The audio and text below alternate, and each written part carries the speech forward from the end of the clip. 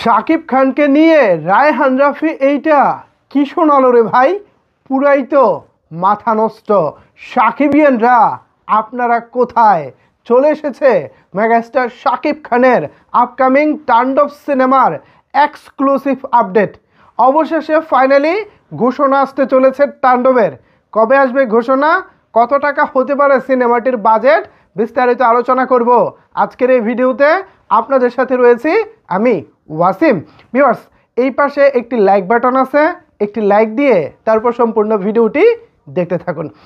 আগামীকালকে রবিবার যখন আমি ভিডিওটি পাবলিশ করব তখন অবশ্য রাত 12টার কাছাকাছি, মানে শনিবার রাত 12টার কাছাকাছি, অলমোস্ট রবিবারই বলা চলে। আজকে রবিবার, আগামী যে রবিবার আছে অর্থাৎ আর এক সপ্তাহ পর যে রবিবার আছে, এর মধ্যে ঘোষণা আসছে শাকিব খানের আপকামিং তাণ্ডব সিনেমার।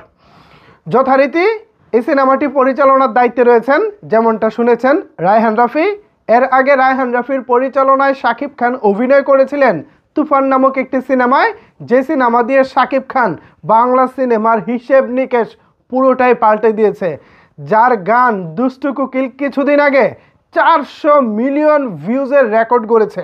সেই পরিচালক রায়হান রাফি, তিনি এবার নিয়ে আসছেন তাণ্ডব। তো এই তাণ্ডবের শুটিং শুরু হবে মোস্ট প্রবাবলি ফেব্রুয়ারির শেষে এবং মার্চ মাসের ফার্স্ট উইকে। এ ছিল শুটিং শুরু এবং অ্যানাউন্সমেন্টের ব্যাপারটা, মানে কবে নাগাদ অ্যানাউন্সমেন্ট হবে। আগামী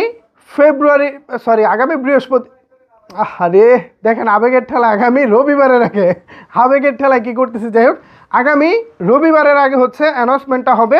এটা মোটামুটি ফাইনাল। অ্যান্ড ফেব্রুয়ারির লাস্ট উইকে হবে সিনেমাটির শুটিং, অথবা মার্চ মাসের প্রথম দিকে শুটিংটা হবে।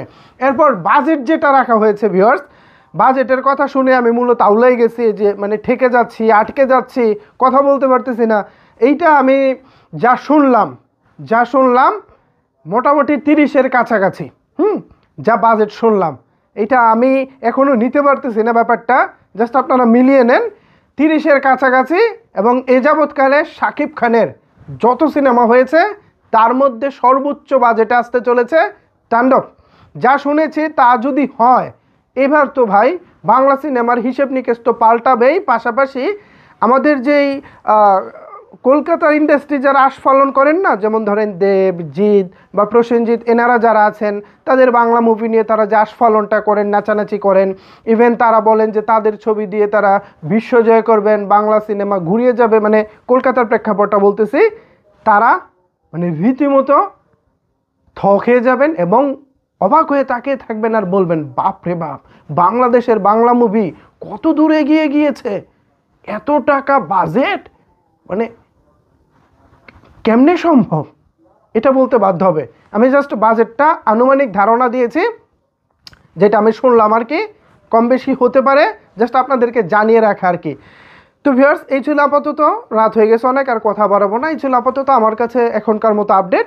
পরবর্তী আপডেটের জন্য সাথেই থাকুন। ধন্যবাদ সবাইকে এতক্ষণ আমার সাথে থাকার জন্য।